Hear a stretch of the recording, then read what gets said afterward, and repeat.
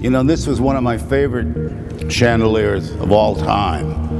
And it's so great to see it remade for the Montreal show. Fortunately, the tube is so strong. I was with my crew in a little village in Bordeaux called Vianne.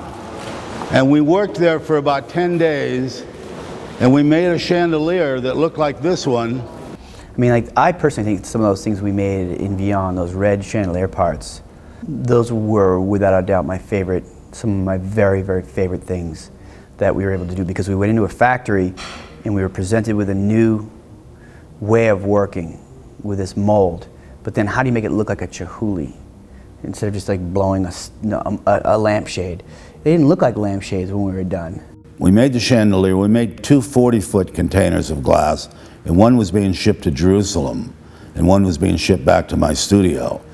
And the ruby red chandelier was in the container that was going to Jerusalem. That's wild. And the ship hit a storm, and it got knocked off and fell in the ocean, never to be seen again. And because we're in Montreal and it was a French chandelier, I thought it'd be great to recreate the original ruby pineapple chandelier. Look at this color, you know, this ruby red. Whoa. It's just sensational. God, you know, hanging out of a tree, these things that turn me on. They look like some kind of weird breadfruit or something. Damn it, I like that shape. Now we can hang them from the park. They'd be real nice coming out of the ground too, wouldn't they?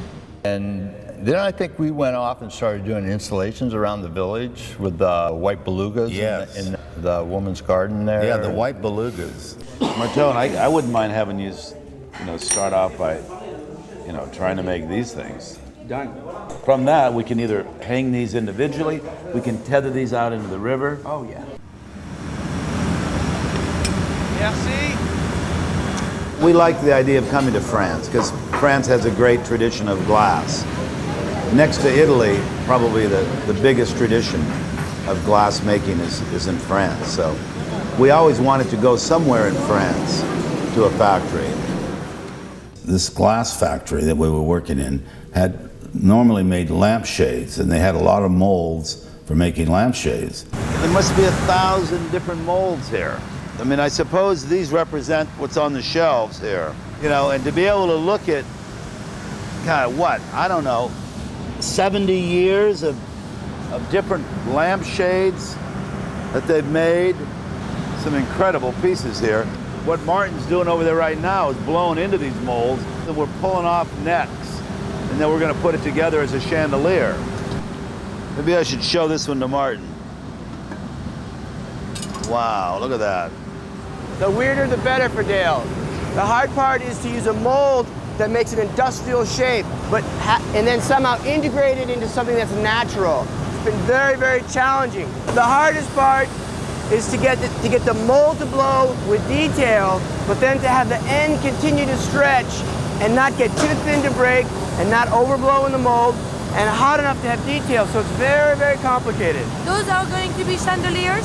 That's a good question with Dale. You never know with Chiuly. Sometimes they're hanging from the ceiling, sometimes they're stuck in the ground, sometimes they're floating in the pond. My job is to make interesting shapes. Okay. That looks like a kind of a nice one. Would you like me to blow into this? I could blow that with a long stem on the end of it. Piece of cake. Piece of cake. Voila! So that I could have a ball and a stem on. Okay? It's pretty cool. All right, it's coming up next. On. That's going to make an exquisite chandelier. That's going to be a piece of sculpture. We'll hang them up right here for now. It's exciting to come in, and make something you've never made before. That's what we try to do, but that's a very difficult challenge to come in. You know that if you don't do something new, you're not going to be happy. And that you try to find something, things go wrong, all of a sudden nobody's making anything interesting, but then you get lucky and something starts to happen. We made a lot of things. We made two 40-foot containers full of glass. We put them on a ship, and lo and behold, one of the containers fell into the ocean. And so it was never to be seen again. We had a photograph of it, So because we're in Montreal, we thought we'd remake the ruby chandelier, which we did about a month ago for this exhibition. I thought it'd be nice to resurrect the ruby red chandelier, which is what we're doing.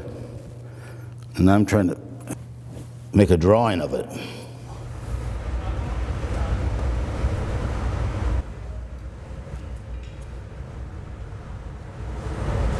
Beautiful. On the next view, try to get even more of a free-form shape on the neck.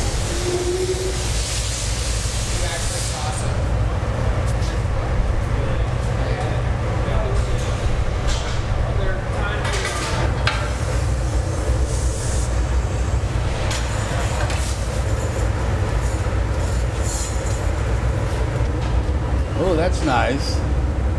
Keep that little twist in there. Lovely. It's a beautiful thing on its own.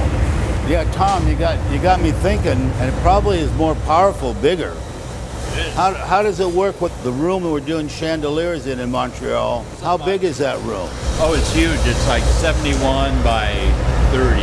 We just did a basic rough draft of the layout. And this would be the Chiuly Tower. The Chiuly Tower being that clear piece that goes up to the ceiling. Yeah. It's a nice story because originally this tower was put in the Chiuly Palazzo, the Doge's Palace in Venice, and there happened to be a beautiful 17th century Venetian chandelier in the room, and we just put this tower in, and it went right up to the ancient chandelier, and it really looked beautiful because they were both kind of a light color. Yeah. So here it is over here. The chandelier room has 5 different chandeliers. One of them is actually a tower, the clear one coming up in the middle. And there's 4 other colors of chandeliers. The one that interests me a lot is the ruby pineapple chandelier.